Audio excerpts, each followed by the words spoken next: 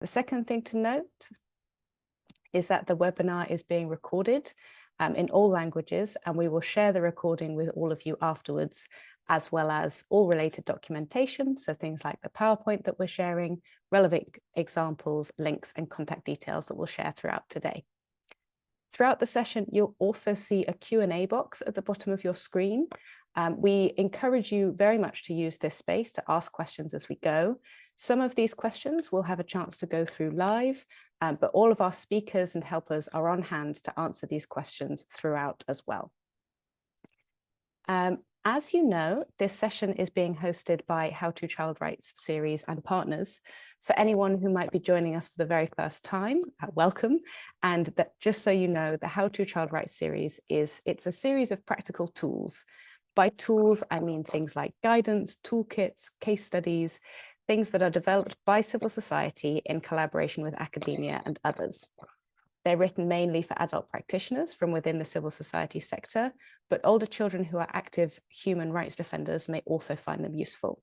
We really encourage you to share these as much as you can. The objective of these tools and events like this is to inspire each other on how to apply the human rights-based approach in practice in our daily work and show how we can actively contribute in making legal and political commitments to children a reality. In this session today, you can see the agenda on the screen. We hope that you'll be inspired by our wonderful range of speakers that we have from Sweden, Ethiopia, and the Philippines. So that's a little bit about us. Before we get into the session, we'd love to know a little bit more about you before we begin. So you might have seen something like this before, maybe not, but we're going to have a few short questions on Slido. So to join us and answer along, you can either scan the QR code on the screen, or a post is going into the chat for you to be able to join. Rudine has just posted. So if you click on that, you can join along. And we've just got a few questions to get to know each other a little bit. So I'll just give you a minute or two to join in. Now, hopefully you can see on your screens, I'm going to activate the first poll, which is a very quick question to get a sense of what country are you joining from today? So it's always really interesting in these events. We tend to get a really wide range of participants from across the globe. It'd be interesting to see, well, we've got, okay, so a few coming through already, England, Kenya, a few of you from Ethiopia, which is wonderful because our speakers are from Ethiopia, some of them today, Egypt, Malawi, amazing, Sweden. It'd be great to see a few more as we go. Anyone else who'd like to share where they're joining from? The Philippines, wonderful. Norway. That's great. You can keep typing into that. We always like to see where people are coming from. And I will move us on to the next question. Argentina, wonderful. Really great to be capturing another continent. Okay, a wonderful range of people.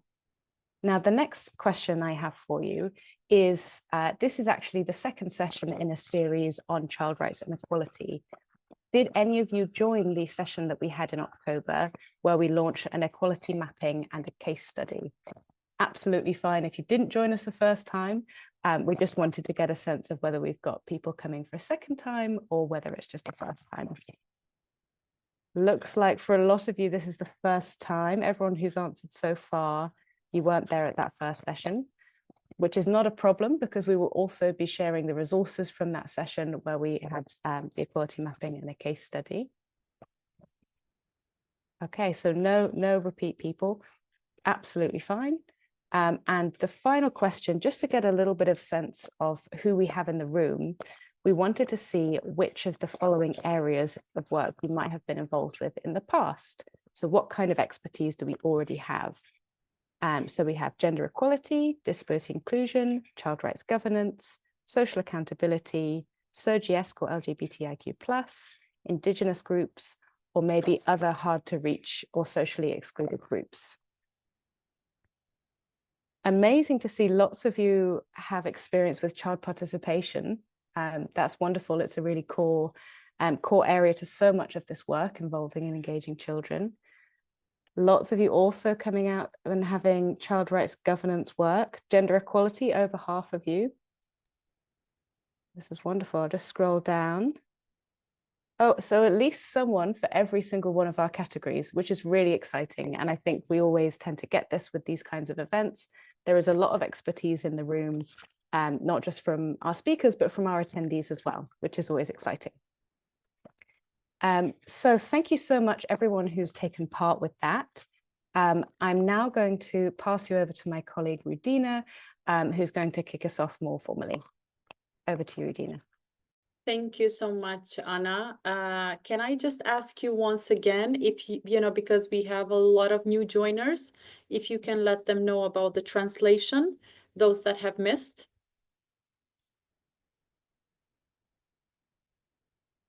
Anna, do you hear me? Yes. Shall I put the Yeah. first slide back up? This one. I'll just leave it there for a minute. Yeah. So please, just be aware, because also on the Slido, I was super happy to see all practitioners and colleagues joining from all over the world, but I saw also from, those that did not maybe put into the Slido, but they put in the chat from Zimbabwe, Egypt, Syria, Morocco. So this is wonderful. And we have also Arabic translation, which is really important for you to be able to communicate, but also to share. And this is, one of the ambitions of How to Child Rights series. Thank you very much, Anna, for the kicking off. So now let's start with, the session and the launching. And I just want to share that we have another group of team which is joining through YNABEB. We have 20 colleagues from civil society in Ethiopia that are joining from one room, and they're listening this webinar. So thank you very much for being with us and engaging with us in this webinar. I want to appreciate all of you for joining this webinar in this particularly busy and difficult time, but really pleased to be moderating some of this webinar together with great panelists and launching this case study with all of you, practitioners across the sector who are working to promote social inclusion and looking for inspiration with best practices. Today, we are gathered to launch the case study on how to use child-centered social accountability to reduce discrimination and social exclusion. And I really want to thank Gurage People's Self-Help Development Organization in Ethiopia, Save the Children Ethiopia team that works on child rights governance, Azmerav, YNABEB, and also Anna, who has worked tirelessly to document this work, which was supported by Save the Children Sweden Global Program on strengthening civil society and funding from SIDA and in collaboration with How to Child Rights series. So let's set up a scene. Anna has asked you a question. The series has in its ambition to be closer to civil society and share the best practices. And today we're launching this case study, which is a continuation of equality mapping that we have done in October. And you will have all those recordings about other sessions online, and also this session will be online. So those that are missing, you can share with your colleagues in all local languages that we are recording today.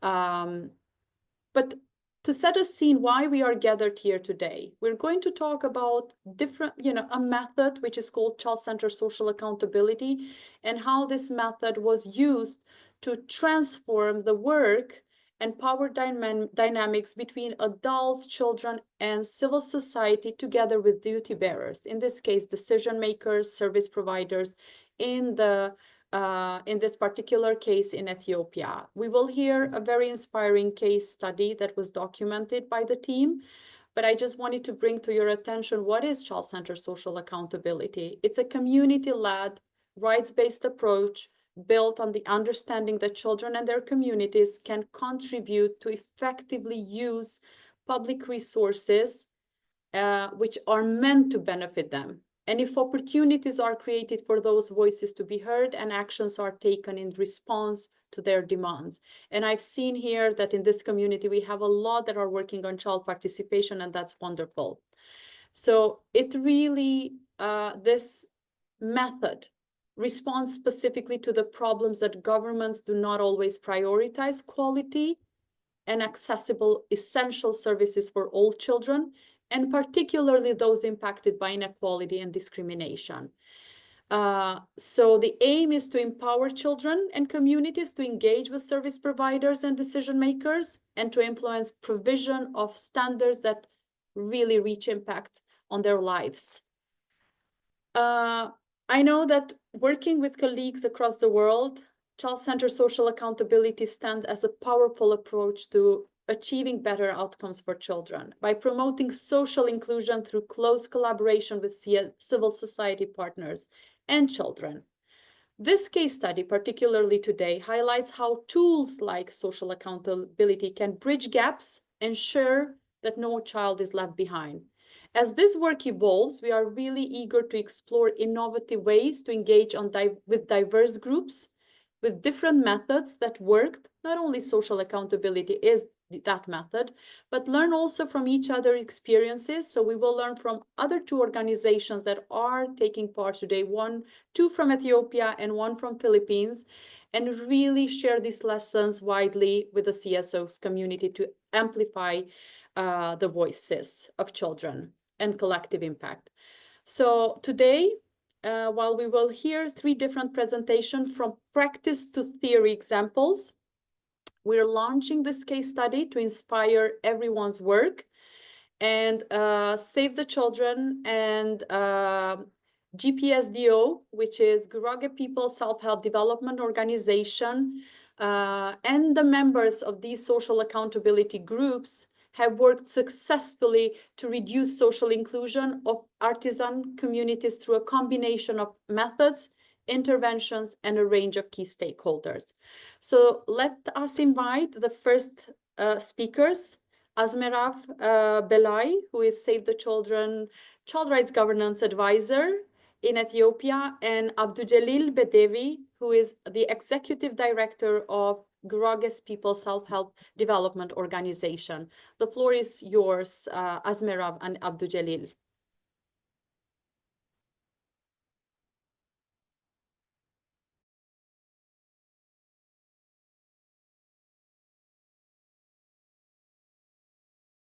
Azmerav, do you hear us?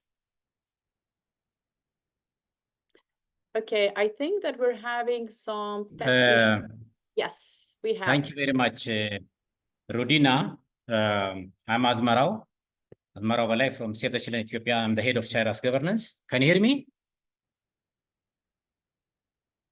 We can hear you very well. We can hear you very well. Yeah, thank you very much. As Rodina mentioned, we'll be presenting a case study on how to child rights and how to use child-centered social accountability through discrimination social exclusion. Launching of a case study from Ethiopia. We are just 2. I'm from Save the Children, and then Abdul Jalil is from GPSDO, that's Gurage Self-Help Development Organization, one of the CSO partners supported by SIDA CSO program. So he will be presenting part of the session, and then I will continue. Hello, dears. Good afternoon. Nice to meet you. I'm Abdujalil Bedevi from Ethiopia, Gurage People Self-Help Development Organization, Executive Director. We will share you the case study, child-centered social accountability to reduce discrimination against and social exclusion. Our presentation will have the following outline: introduction, overview of the case study, purpose of the case study, solution chosen, successes, challenges, and lessons learned. Finally, we'll have conclusions. Let's start with the introduction. In Ethiopia, there is a low investment in children, both in terms of laws, policies, and budgets. Children most impacted by inequality and discrimination face challenges in accessing their right to life, survival, and development. To address the challenges, Save the Children is supporting partners and communities to hold the government to account for respecting, protecting, and fulfilling child rights. With the SIDA's funding, 6 CSOs, partners, child-centered social accountability groups, and child-led initiatives are supported. The program ensures participation and consideration of the children facing different vulnerabilities. For instance, children affected by poverty, girls, children affected by migration and displacement, displaced socially excluded children, and children with disabilities. It also ensures participation in the child-centered social accountability and child-led initiatives, capacity building trainings, child rights reporting, and advocacy for improved access to services. The purpose of the case study is it highlights the power of child-centered social accountability as a means of supporting positive social change and inclusion of children most impacted by inequality and discrimination in Ethiopia in 2021 to 2024. The case study is relevant for professionals in civil society sector, particularly working in development and human child rights. It's also important for child focus.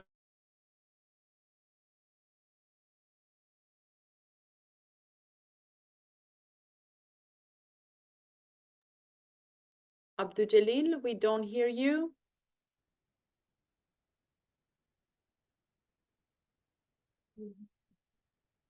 Yes, we have lost Abdul Jalil, but I really hope that we have tested all We are the there, levels. sorry. Yes, here you are. Yeah.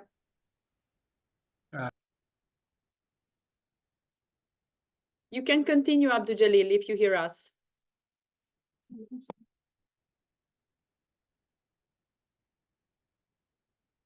Okay, I know that we always have these tech issues.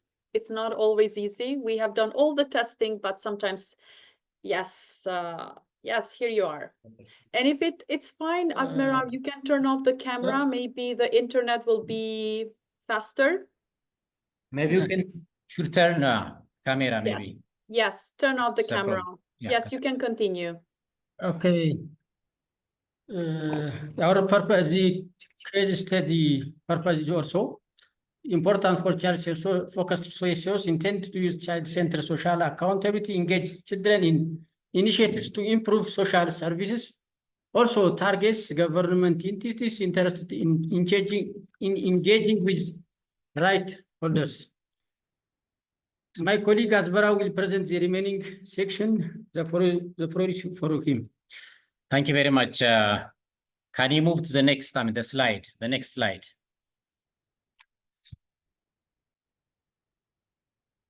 Hello, yeah, thank you. And then I will be presenting the overview of the work. And I'll start with the problem. As you know, in Ethiopia, there is low investment in children in terms of laws, policies, programs, and budgets. And artisan communities are among, they just live in Gurage community and elsewhere in Ethiopia, and they are among the socially excluded community groups. They are actually discriminated against a range of social areas in terms of really economic, deprivation.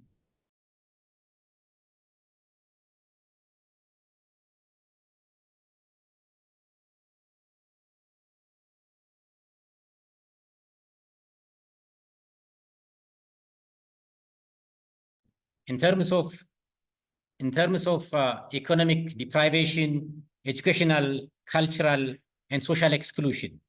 So the causes are generally, based on our assessment, the causes or factors contributing are the low level of awareness of the human rights of the artisan community members, and then the weak enforcement of legal framework and institutional practices to address discrimination. And then this generally threatens the fundamental rights of children from artisan communities, especially their right to education, protection, the right to express their own views and opinions.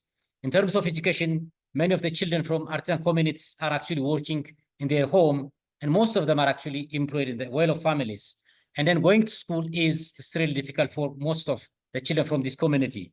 And then they are actually facing a number of protection risks, especially including the harmful child practices, verbal abuse, physical abuse, and other practices.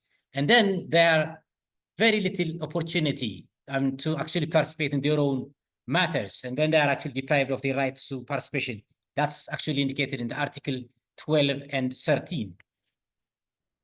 Go to the next. Next slide.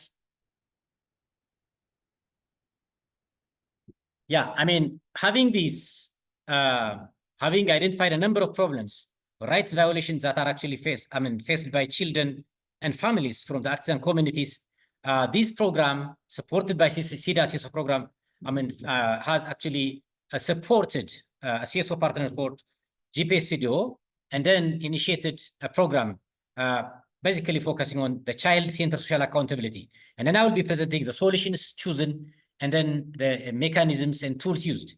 The child-centered social accountability initiative has been used as, a tool, an approach to bring a positive change in the artisan families and their children. The main steps followed and then employed by the program from 2022 to up to 2024 include the following. First, basically the program follows all the fidelity of implementation of child-centered social accountability, but basically we can categorize them into four. The community members, including children and others, were trained about child rights and social accountability. And then the child social accountability structures were established, and child rights standards and service were assessed using the community scorecard and others. And then action planning and follow-up engagements were made as part of that process. And then going to step one, go to the next slide.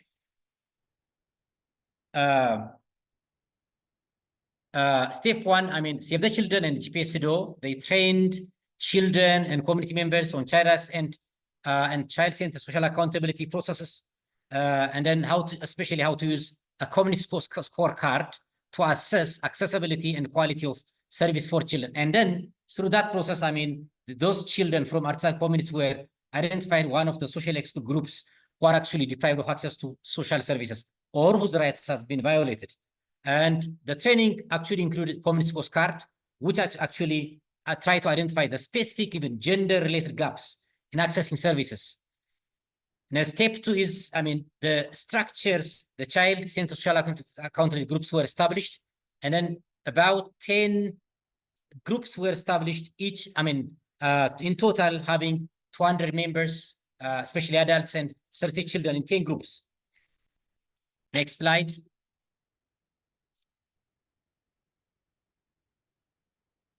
Next slide. Step three, once the child-centered social accountability groups were established, they become functional and they were able to identify the artisan communities who are actually facing a number of rights violations like economic, educational, cultural, social exclusion, and political participation. And then we did kind of assessment even. These groups, the CCSA groups were able to identify these groups and the number of rights violations. And the other is, we also did a kind of an assessment on, on the status of these groups. So we just try to utilize different actual evidences. And step four, the child-centered social accountability groups carried out a number of initiatives to actually address the social exclusion of children and their families from the artisan communities. Just to mention them, they made government officials at the zonal and district level aware of the exclusion of these children and their families and how that impacts children's rights.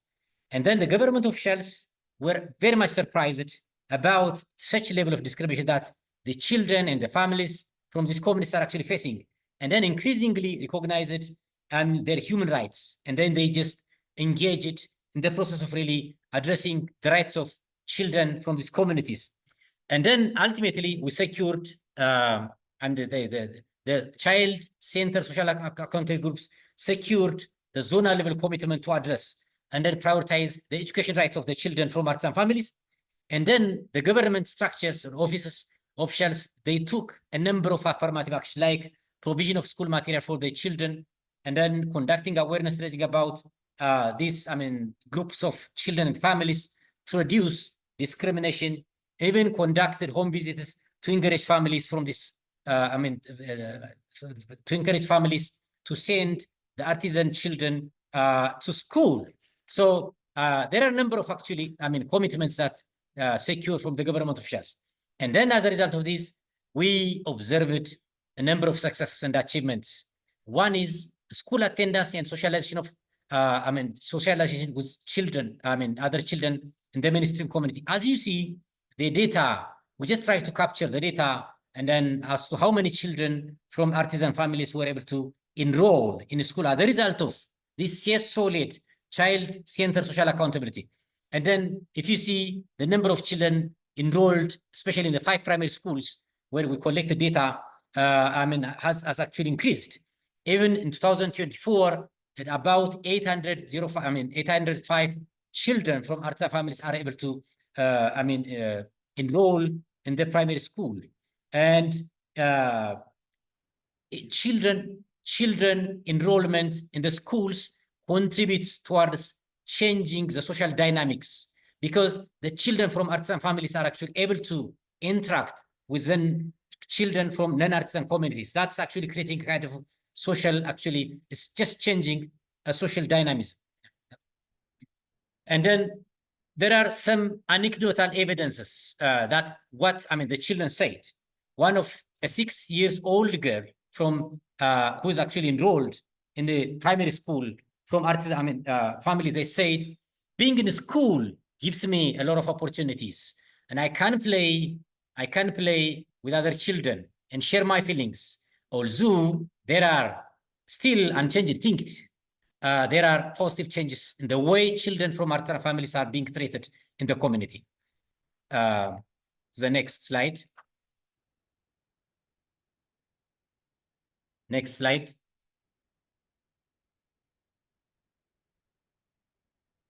The other achievement or success is increased understanding and attitudinal shifts.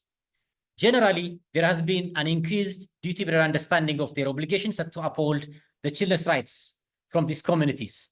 There is an increased awareness of children and their families on their rights as citizens, because the families from the artisan communities were able to, join the child-centered social account groups, and then they are able to actually interact and share their experiences, their problems. And then that has actually increased their awareness, confidence to, speak about their rights in the community, in the mainstream community. And then we saw attitudinal changes from the mainstream community towards the artisan communities. This highlights the power of the civil society role, especially in working with duty bearers, in increasing or creating a social change by increasing awareness of the whole community. The other important change or success that we observe is that social participation of the artisan and non-artisan communities in community-based structures. Because they have joined the mainstream community and they have joined community-led structures, there is an increased participation in local government meetings. And then that has actually enabled them to develop kind of feeling of being valued by the society. There is an opportunity to get organized in self-help groups for income generation activities.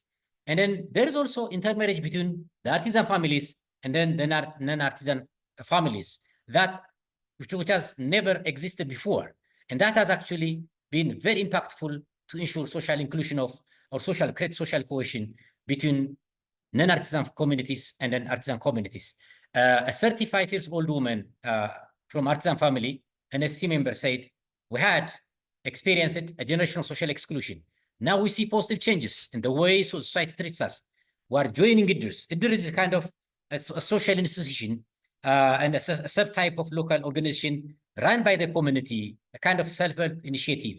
And then they are joining IDRS and other structures with non-artisan communities. And then members of us have become leader of even these community-based structures. That's what a woman from the artisan community or family said, showing, how the change is actually happening. Go to the next. Next slide. The challenge and lessons learned. In general, the initiative does not focus to address the needs of children with disabilities. There was no screening of children with disabilities in schools, and the children were largely identified through the members of the child initiatives. And the children with disabilities were not actually, they were not, identified to be active member of the social account groups. And then that requires actually intervention to address structural barriers that actually, impede children with disabilities from joining different initiatives in the schools. There was a high expectation to provide facilities for health and education centers, as well as addressing the socio-economic needs of the family. Because, the child's governance, or the social accountability structures, they have identified a number of really problems that these children and families are actually facing. It's very difficult to address all the needs or rights of the children and their communities. So there is a need to really address the multifaceted needs of these families. And then but there was a high expectation, but in the future intervention, the future intervention must be clear about and how to manage expectations, and then have a regular communication with the community and the duty bearers about the scope of the intervention.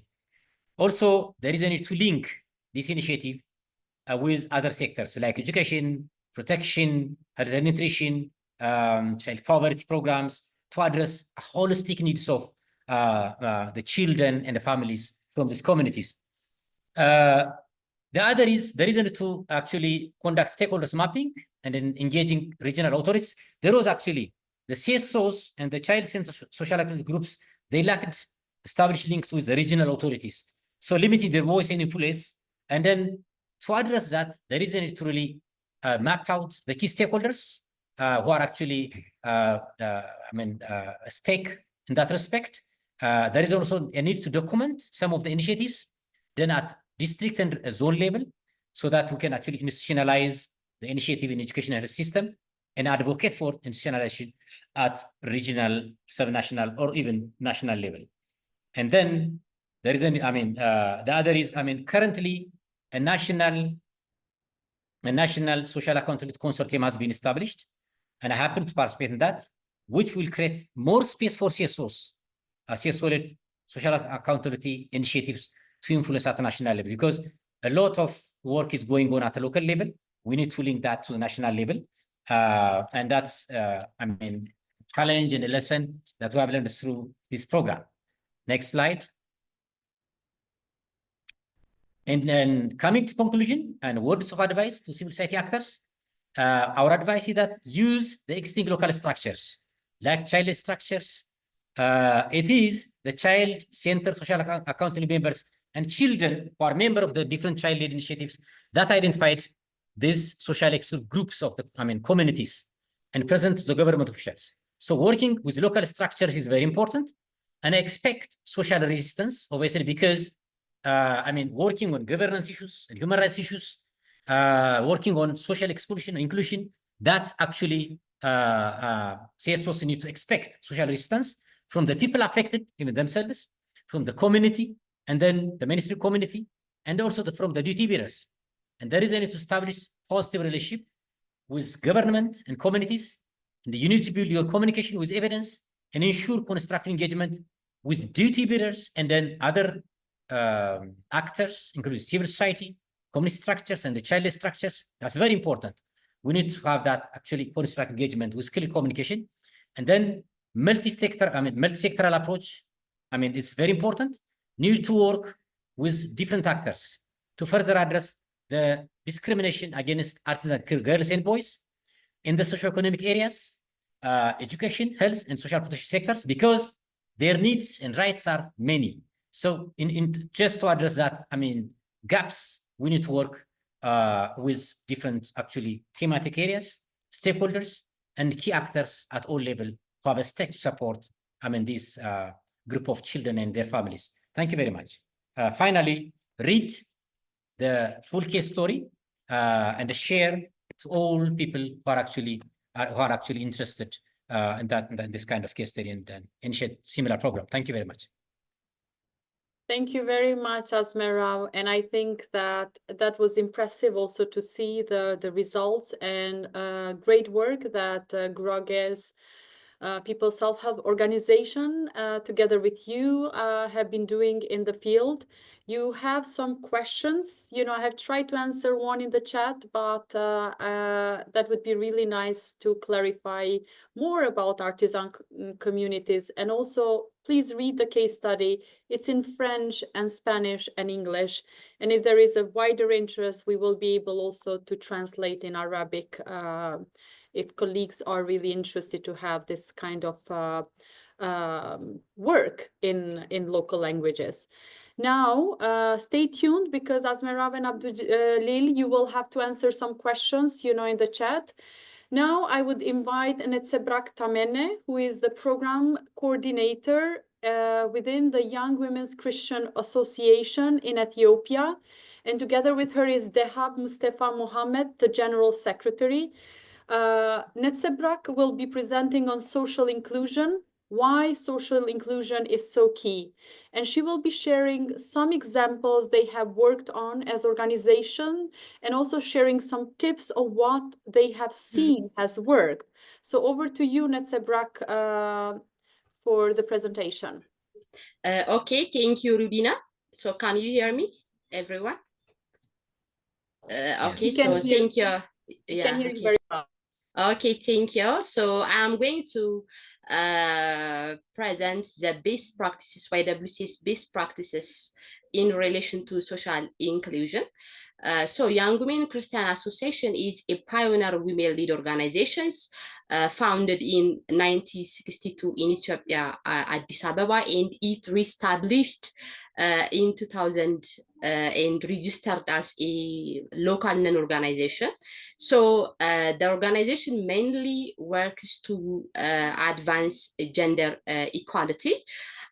So we are a gender technical partner for the SIDA CSO program within the Save the Children organization. So before I proceed to share you some of the best practices, even let me tell you even how we contextualize social inclusion and intersectionality.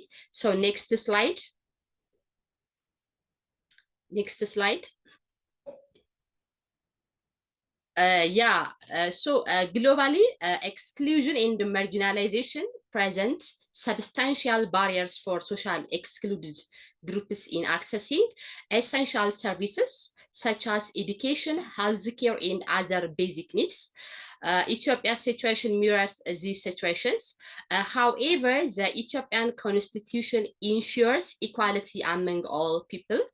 Marginalized communities have limited access to services, hindering their growth and development.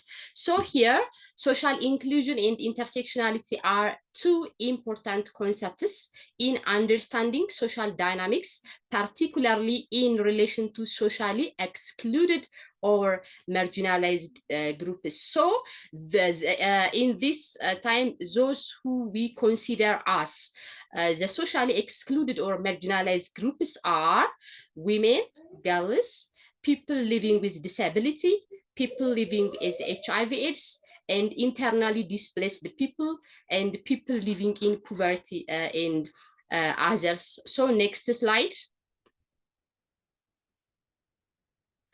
And evidence shows that the lack of access to social services disproportionately affects socially excluded population, particularly women and girls, especially with those who has intersectional identity.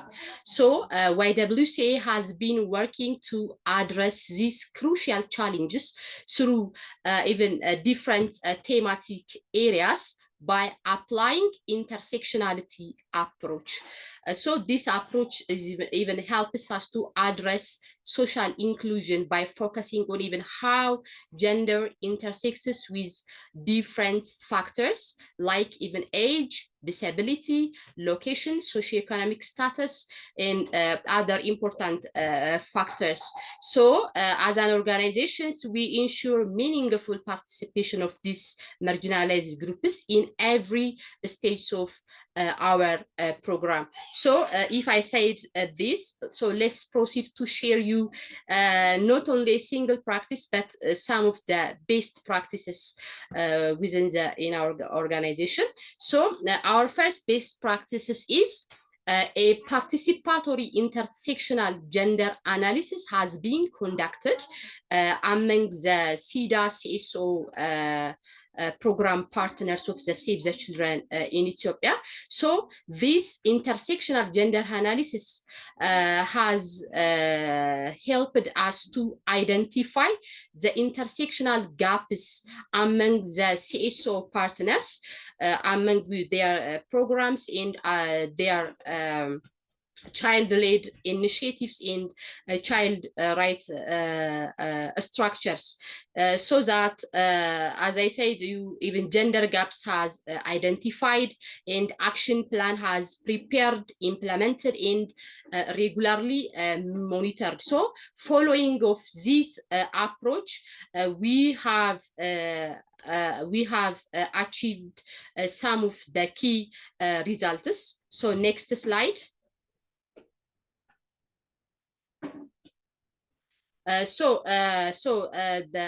the achievements, even CSO partners use intersectional gender disaggregated reporting checklists in data collection tools, so that they are able to track participation of girls and children with a disability. So following these, various capacity building trainings and advocacy works has been given for their target groups, so that even the participation of girls and girls with disabilities has been increased within the child-led initiatives, such as within the parliaments. So further, even by applying even gender-sensitive recruitment and hiring strategies in the CSOs, women representations among the managerial positions and the board members has increased, so that in general, especially among their child-led initiatives, the participation of girls and their leadership position has been increased, and even it became 50 plus. So these are what we have seen within the gender, the analysis of intersectional gender analysis, and the other practices. Next slide. So our other best practices in relation to social inclusion is a Young Women's Initiative for Advancing Gender Equality and Restorative Peace in Debra Brahan town. So Debra Brahan is one of YWCA's intervention areas. So within these initiatives, young people, young women and young women with disabilities have capacitated their skills through the leadership, through business development, and through their entrepreneurship capacity, so that they are able to create and or establish small saving and credit groups, and they are also able to scale up their business production. In addition, even due to the conflict affected areas of that specific area, these young women with disabilities also participated in a restorative peace consultative workshop, and they are also able to develop women-led community safety profile. So these are also another best practices. So next slide. So the next, the other best practices is intersectional community school card practices. So this is one of the type of social accountability process. So YWCA assures the inclusion of young people with intersectional identity, especially people with disability, economically poor, commercial sex workers, through these practices to have access to health services. So these practices have conducted within 3 health centers of Addis Ababa and Debra Brahan, so that the health services of these specific health centers have been improved and became young women or young people centered services. So even we have also some of the improvements within the health centers have the provision of ultrasound material. Even 724 adolescent and youth health services has started and begun within that specific health center, and adolescent and youth health package trainings has been provided to the midwives. So such are even some of the achievements that we have achieved through implementing these ICSCS practices. So next slide. The other best practices is enhanced the engagement of IDP girls and young women to access education and develop resilience to conflicts. So since especially 2020, the political unrest that has been reside in the northern parts of Ethiopia has brought a lot of changes, especially including the expansions of internally displaced people in the campus in the Debra Birhan town. Among these IDP campus, more than 30,000 IDPs has resided there. So that YWCA working there to ensure the inclusion of IDP girls within the education system, within the host communities, by strengthening local education groups and by facilitating even monthly dialogues to build resilience in service safe learning environments through these conflict affected areas, so that it is able to bring more than 4,000 IDP girls and young women have directly impacted from this intervention through capacity trainings, through support of the educational materials, and through the establishments of safe spaces within the IDP camp settings. So this is also another ways that we included the marginalized groups. So the next slide. So the last best practices that I'm going to share you here is YWCA Safe Space programs. So we consider this Safe Space program as the brand Safe Space, the brand programs of YWCA.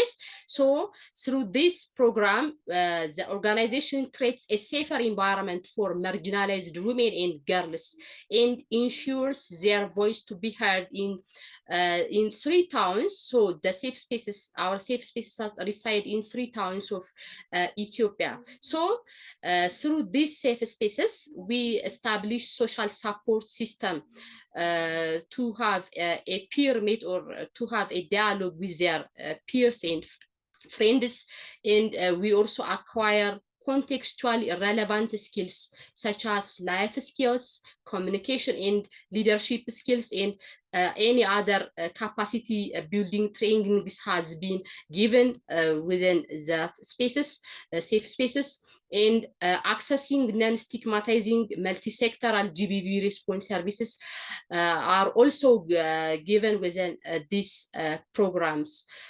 So even this is also one of our best practices to include those socially excluded groups. So next slide.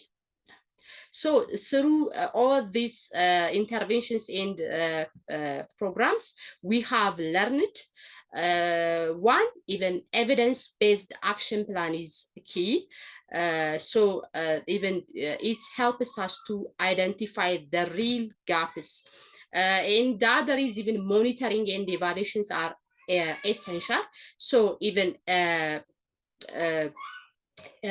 follow-up and a monitoring among the duty bearers in the target groups ensure to bring the social inclusion. The other is even collaboration is key. So the issues of social inclusion is not only addressed by a single organization, but it needs the engagement of CSOs and other stakeholders. The other is even ensuring gender equality through the women-led organization is even efficient and effective. especially even women rights organizations and women-led organizations are even important actors or agents to bring especially gender equality and ensuring social inclusion. The other is even long-term engagement is required. So the issues of social inclusion or gender equality requires even a long-term engagement, not only us, but even other stakeholders. So next slide. Next slide. Okay, yeah, thank you. What are the challenges and how we mitigate them? The first challenge, societal norms towards the idea of intersectionality. So intersectionality is conceptualized in different ways, so that even sometimes it might be misconcepted among the community members. So the other is ongoing conflict on intervention areas. So there's still active conflicts in our intervention areas, limited financial resources, and even how we mitigate them.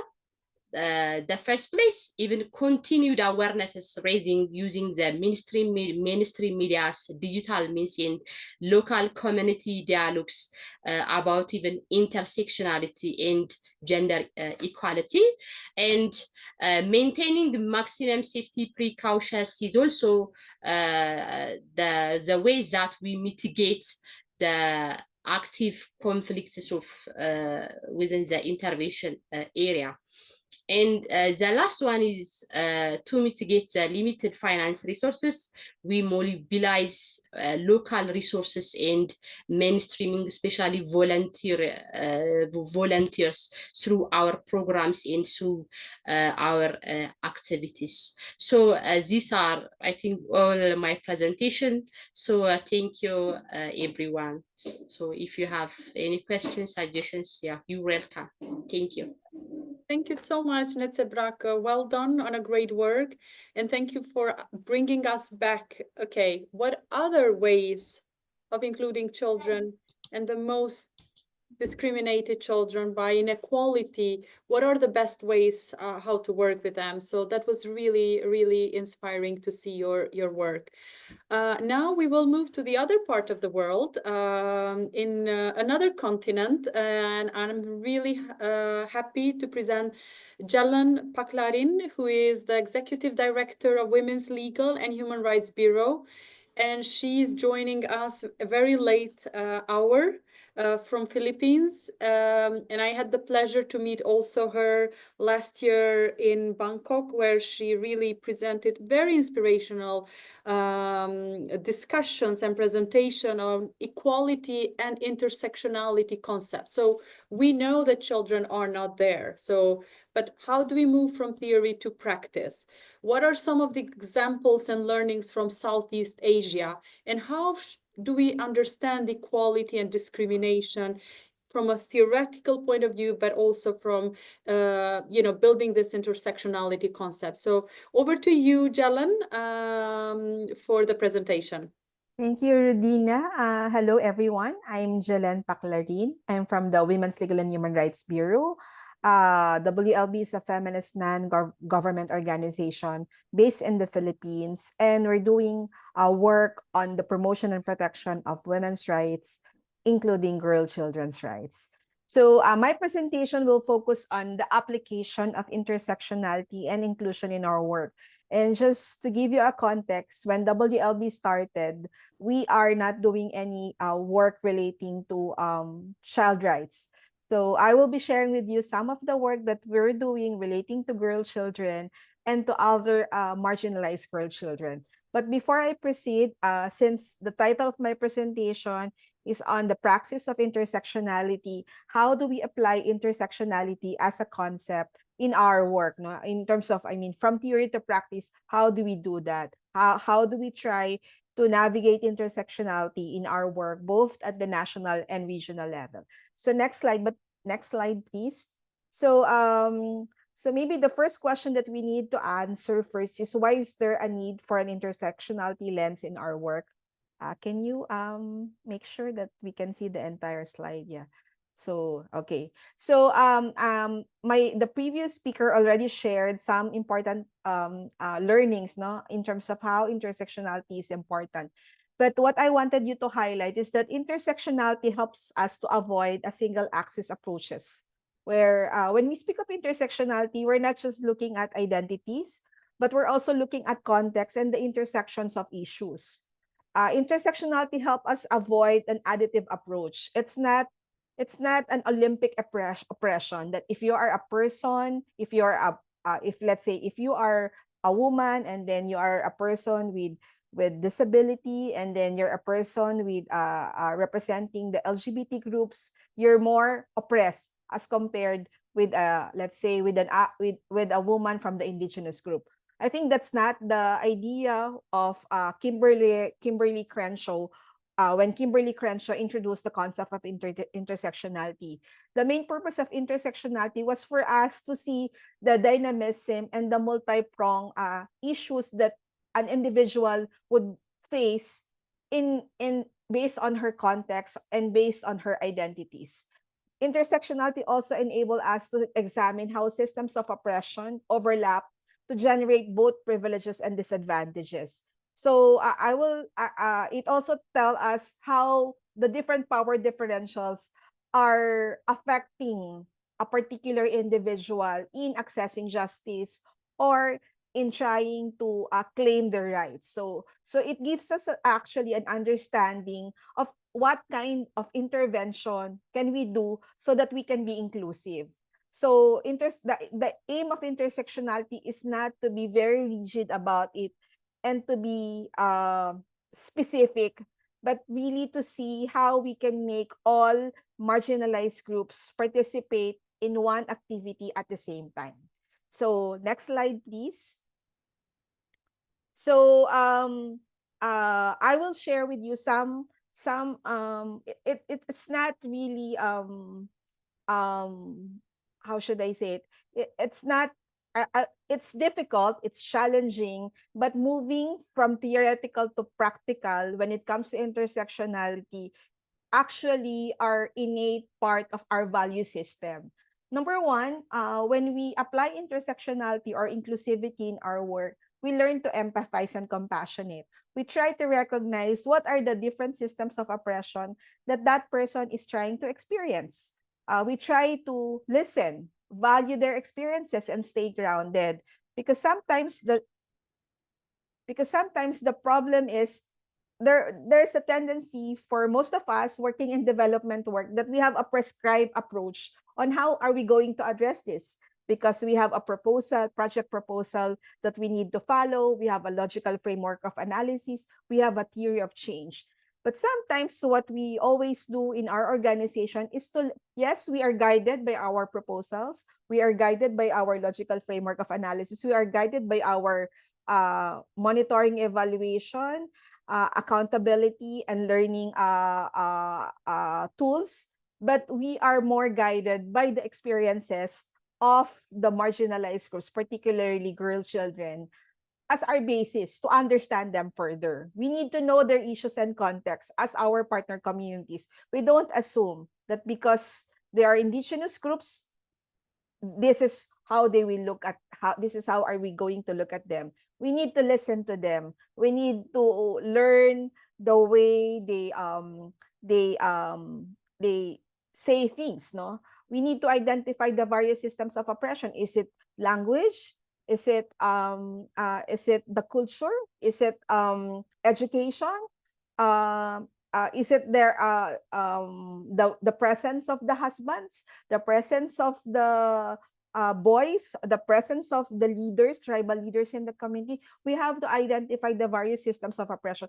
Otherwise, we will just be looking at participation in a very nominal level. We have to identify why their voices are still not prevalent or not present in the discussion.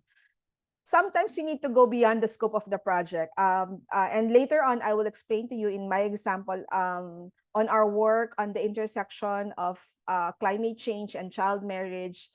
using child-centered approaches, gender equality.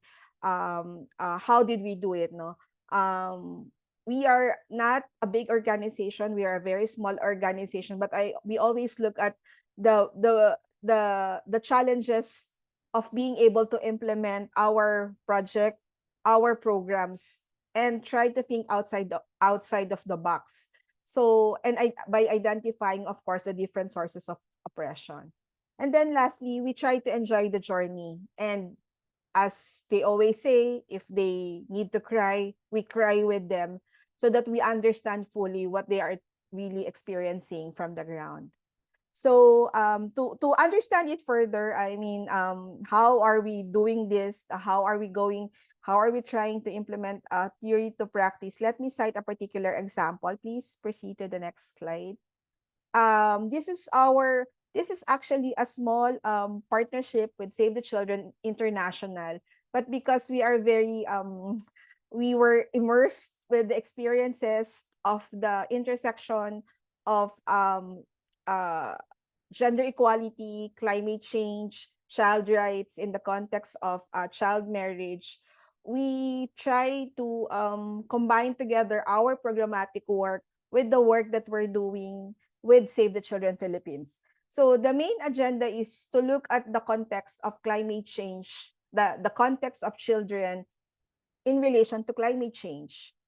And we have to apply child-centered approaches, gender equality, and climate change at the same time.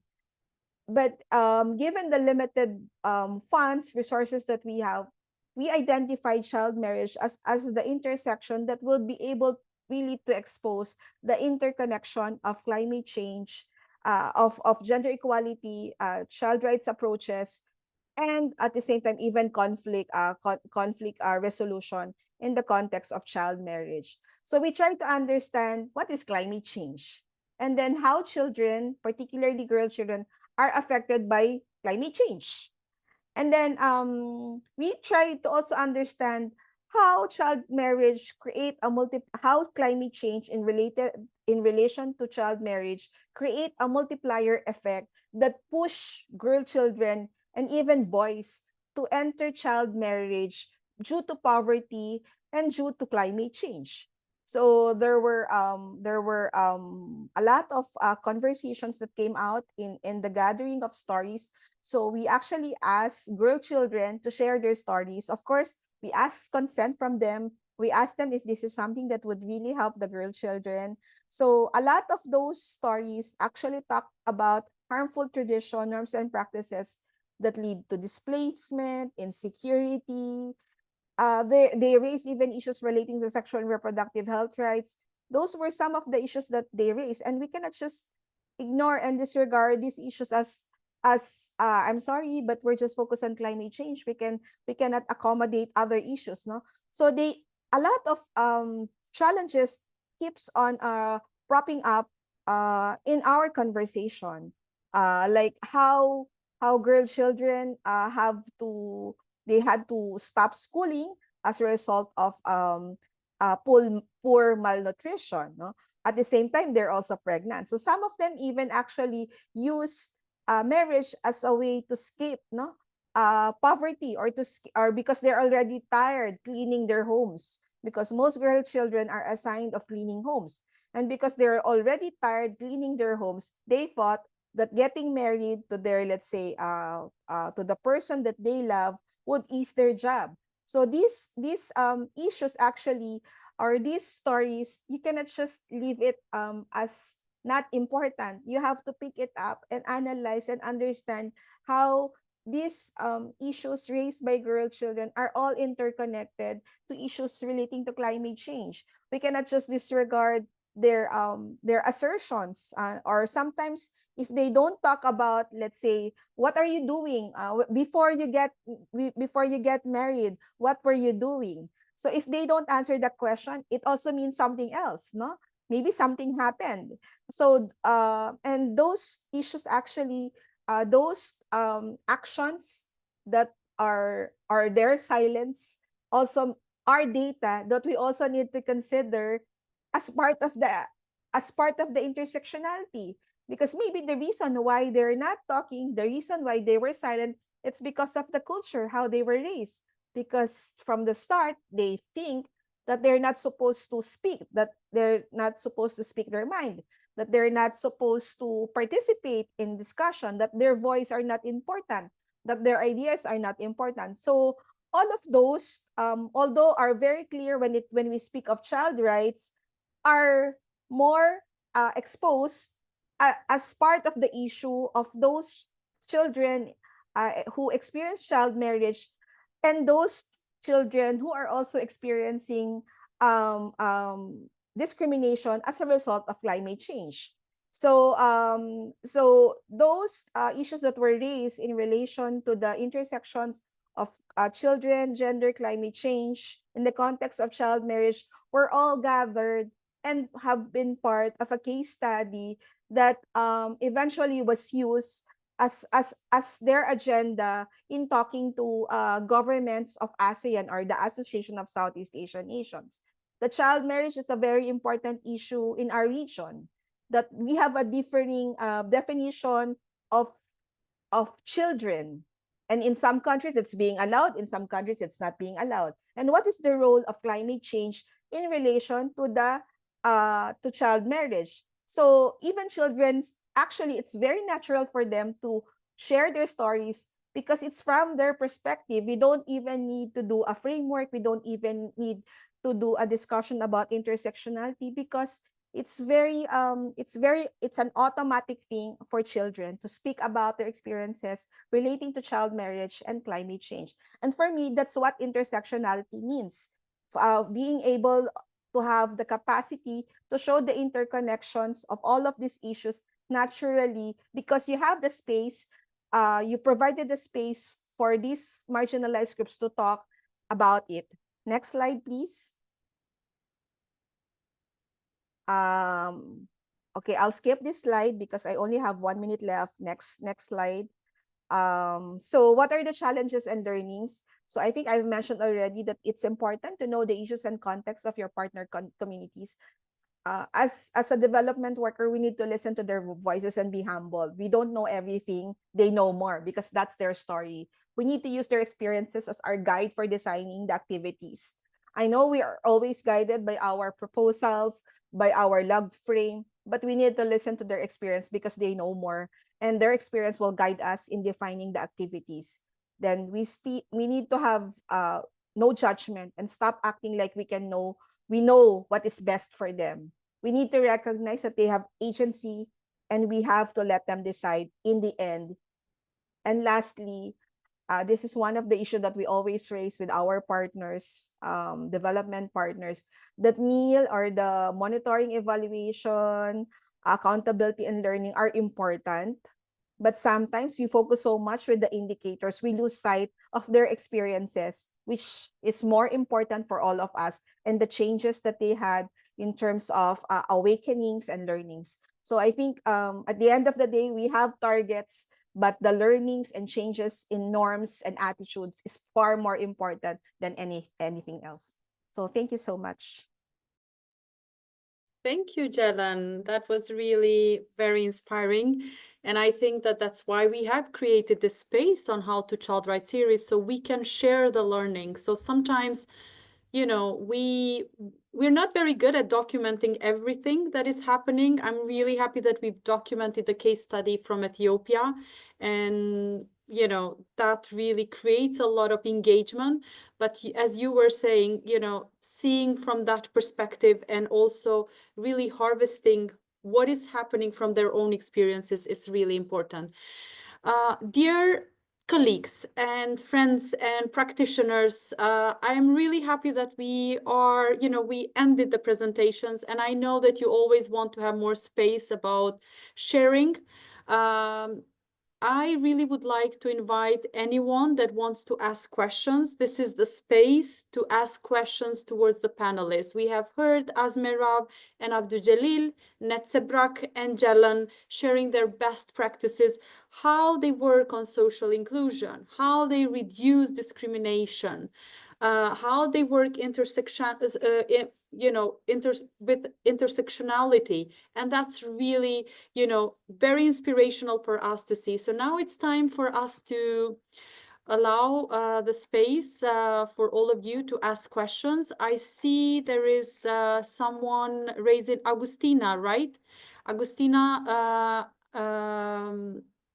I'm asking you to unmute. You can ask the question.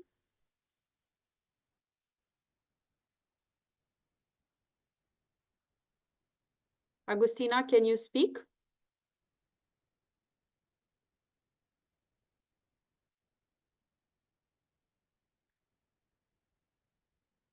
Okay, I don't know what is, I don't know if Agustina can speak, but yes. Okay, we have Martina.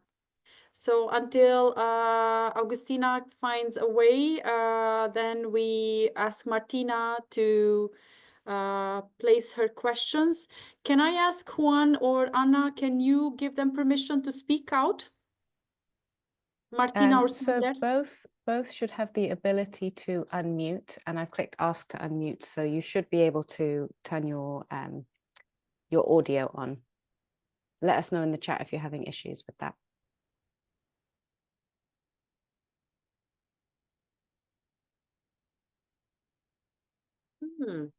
Something is happening. Juan, can you fix this so we have Agustina and Martina ask the questions? Yeah.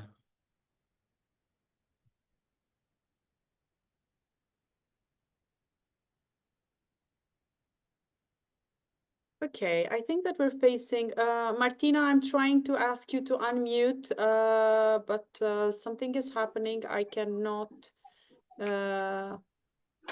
Now we hear Mulangiro, I can see that you can speak. Thank you very much. Can you hear me? Yeah. Yes. Okay, I'm Mulangaliro Rwagaza from Refugee Voice and Action. We are based in Kakuma Refugee Camp, Kenya. We are dealing in the sector of child protection and safeguarding children. And also we are in a department of advocating for the right of all refugees here in Kakuma. So thank you very much for all the presentations. Really appreciate our presenter, the way they are presenting. It sounds well and I'm really happy. So my question, there is a place where they try to talk about child or early marriage. When we talk about this issue, it is something that is affecting us here in Kakuma refugee camp, and we don't know really what to do.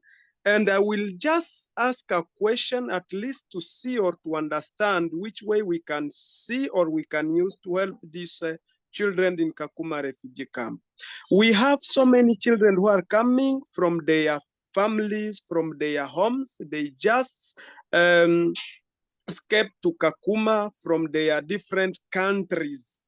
And then those children, when they reach in Kakuma, they are just, those children we call house-headed. They are themselves the head of the houses because they don't have anybody who can care for them.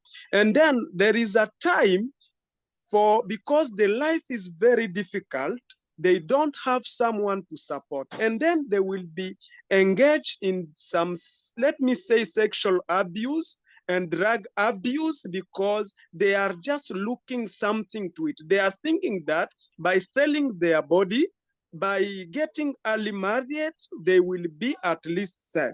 So Yeah, we as Mulangiro, refugee, yes. Mulangaliro, so are you addressing this question to Netsebrak and Jelan, for practical examples, how, their practices can support, right, in really dialoguing with communities related to child marriage in the setting that you're working. Is that correct?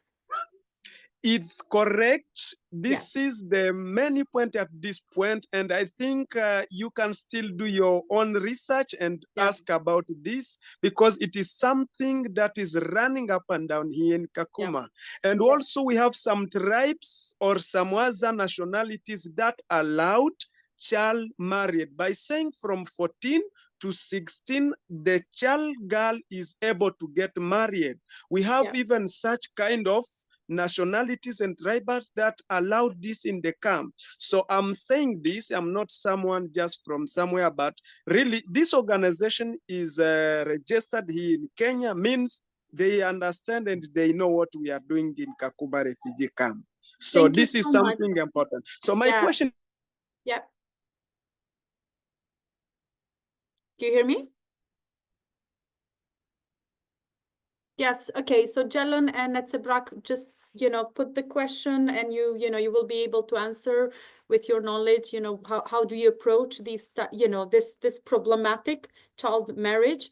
I will open now as to unmute Martina, because that's what I see, the only allowed to talk, as to unmute. So you should be able, Martina, now to speak.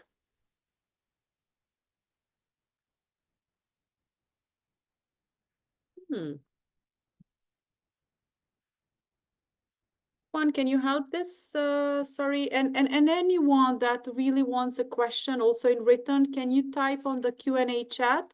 Because we will be able to answer them live, and also we will be able to, to share those answers with you after the webinar.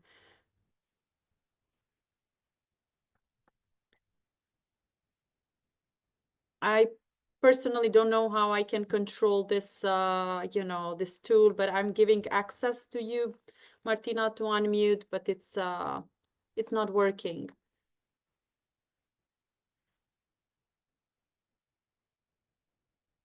Okay. Martina, will you be able to put in the Q&A box the question for the panelists until we figure it out? I don't know how the other participant managed, but yeah, that's what happened. Okay, Netsebrak or Jalan, would you like to come in and, reflect on the question that was asked? And I have also a few other questions that were raised by a few colleagues before joining this webinar or registering. So go ahead with this one, and then I'll put the other ones also.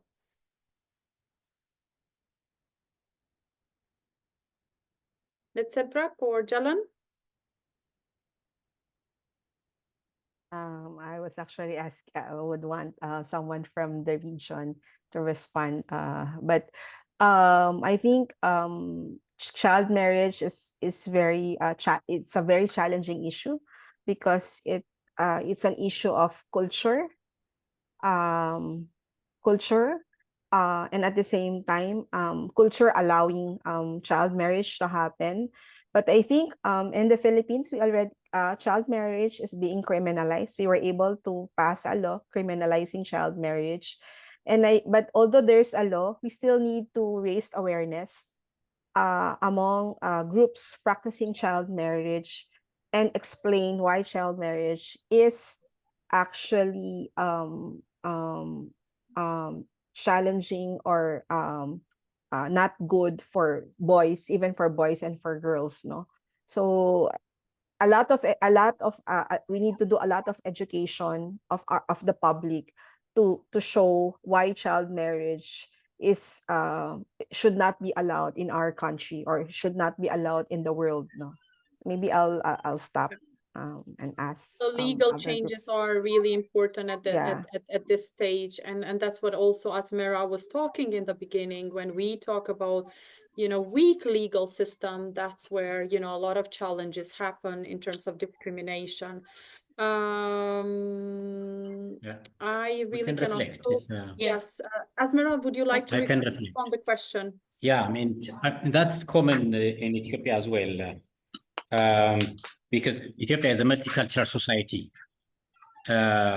You can find high prevalence of child marriage in some regions than the others, and then especially in times of humanitarian crisis, during drought and conflict and other crises, obviously girls and women that will be at highly vulnerable, and child marriage is used by children, especially girls, young women, as one of the negative coping mechanism. For me, as a professional and as a development worker, I believe applying the socio-ecological model is very important. You need to work on the empowerment of the young children, the children. I mean, the best way to protect children from all forms of abuse is to empower them. That's important.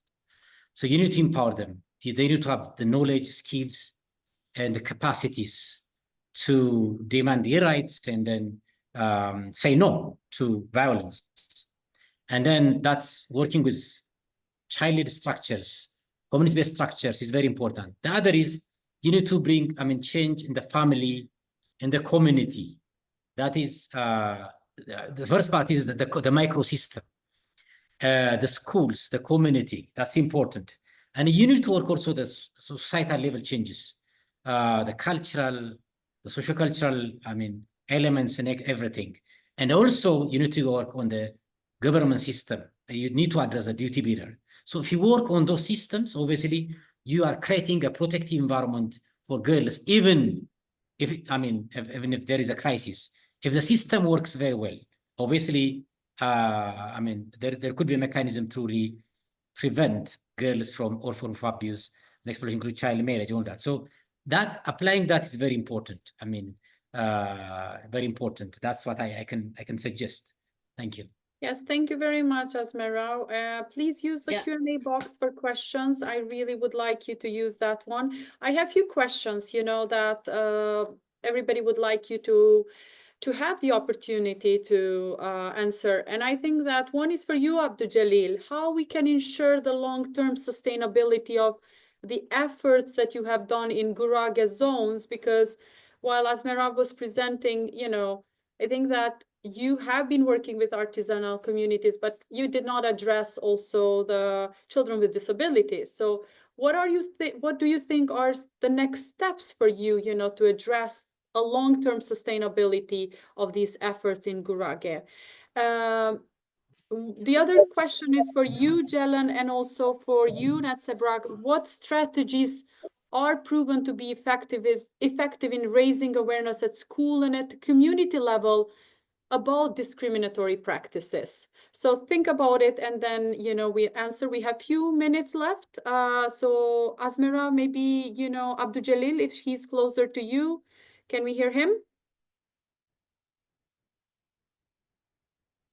By the way, have you heard about the question? Yeah, I can support. And by the way, Abdul Jalil was presenting about how their organization is integrating the perspective of children who are actually most discriminated. And the children with disabilities were among the group of children that are actually facing various forms of discrimination, including deprivation of access to essential services. And then I think they have started developed kind of an assessment checklist, and they are conducting an assessment on the prevalence and the factors, and then the level of deprivation to access to services, and the type of disabilities, children with disabilities that are actually prevailing in that community. So they have identified, a number of children with disabilities. So they're just trying to integrate in the system, and then as part of kind of child situation analysis. And then when they design projects, so basically they are considering the issue of children with disabilities and in their programs and all that, and then implementation, monitoring, and then reporting as well. So that element is actually coming. And then it's not only within their own program, but also within the government program, because the children with disabilities are among those who are actually not really accessing schools compared to other group of children. So in their advocacy work, in the social accountability, the child initiatives, and the other programs, in their engagement with duty bearers, service providers, they are trying to prioritize or integrate this group of children in that respect. So there are very good initiatives, not only in the GPSO, but also by other, CSO partners. They were sharing Thank this. you, Asmera. Can I just share? Yes, Abdul Jalil. Yes, this structure is very sustaining with the link with government system and the structure at zonal and children, zonal and Woreda level. And they will address by their structure, by system, and sustain after our interventions. Okay, we saw that, you know, social accountability consortium has been built in Ethiopia, like seeing that, you know, we need to escalate a lot of issues and at a higher level. Thank you very much. Asmera, you have also another question in the chat. If you can answer, Teresa. Now, Netsebrak, you know, in terms Okay. of, yes, the other question related to discriminatory practices. Yeah. Thank you. So, as we all said, that especially in Ethiopia, there's different rules, regulations that restrict even different discriminatory practices, especially even child marriage, female genital mutilation. But you know, the thing is very challenging that it hinders within, it's integrated with the social norms. So in order to bring real changes regarding this, I think education or educating the nation is one of the basic strategies. You know, our parents are literate because we are here today, because our parents are educated, and especially even we have to work within in the awareness creations, especially even faith-based organizations are also important agents. So still it's very challenging because it's highly integrated with the social norms. So as to end, as our experiences from the lively experiences, education is the basic strategies to bring real changes. Thank you. So much. Thank you so much. Rudina, maybe. Yes, can just we one point. allow the space also for Jalan to answer, and then you know, we're almost in our last minute. Jalan, do you have anything to say related to effective, proven ways or strategies, you know, at the community level or at the school about discriminatory practices? So we are actually doing this right now. Since as I've shared with you earlier, we're doing work with women's rights, also women's rights organizations. So majority of the work that we do is organizing. So we're organizing women, but at the same time also organizing a core group of girls. And what we think as a more effective way of addressing discriminatory practices that both complement the women and the girl children is to have an intergenerational movement building, so that when girl children becomes older, they join the groups of women's organization, but at the same time the women's groups are also acting as their support group, which we usually called as adult support group, but they are also at the same time doing advocacy work in the community, trying to explain why norms must be addressed, negative norms must be addressed in the community, and at the same time doing advocacy work or lobbying with governments. So an intergenerational movement building is necessary, not just at the national level, but also at the community level. I think will go a long way and not that very expensive at the same time. Thank you very much, Jalan. Asmera, we are in the last minutes, so we need to close you know, because there is a company that is doing all this behind the scenes. I think that it would be good if you can write in the chat your, you know, your answers. No, just a second. If I was to mean, I think the question was focusing on the children with disabilities, but in terms of sustainability, we're trying to link the local level social accountability program with the national level, because that's one of the lessons that we have identified. And then a national social accountability consortium is established, and then that will involve a number of CSOs that actually engage in social accountability, child center social accountability. We're trying to link this initiative with the national level. So that is something, a lesson that we have drawn, and then that's the way that we can sustain. And also, we're trying to integrate this social accountability program or approach in the government system, in the health system, in the education system, and other programs. So that's the way we are trying to sustain this approach. Thank you. Thank you so much. Thank you so much. And I think that's really great example, ending, you know, like institutionalizing these type of initiatives to make more the duty bearers accountable.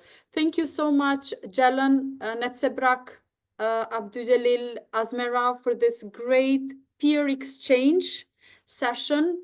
And I really encourage you to go and read. Those that did not have the chance to unmute for tech issues, please write to us. It will be really wonderful to have your questions, and we will be able to reply in written. There is also feedback of the session. If you have any comments for us, let us know. Some of the events coming up on 5th December and 10th December, please enroll. There is a launch on peer exchange on climate action and children through an African Charter on the Rights of Welfare of the Child in monitoring processes, and next week dropping sessions to consult on UNCRC General Comment 26 to healthy environment. Thank you very much, everyone. Thank you, the translators, and thank you, the panelists. Really looking forward to share with you the webinar recording and also the questions and answers that have been raised. Thank you and have a wonderful day. Thank you. Thank you very much. Okay, thank you, Rudina. Thank you. Bye. Bye-bye.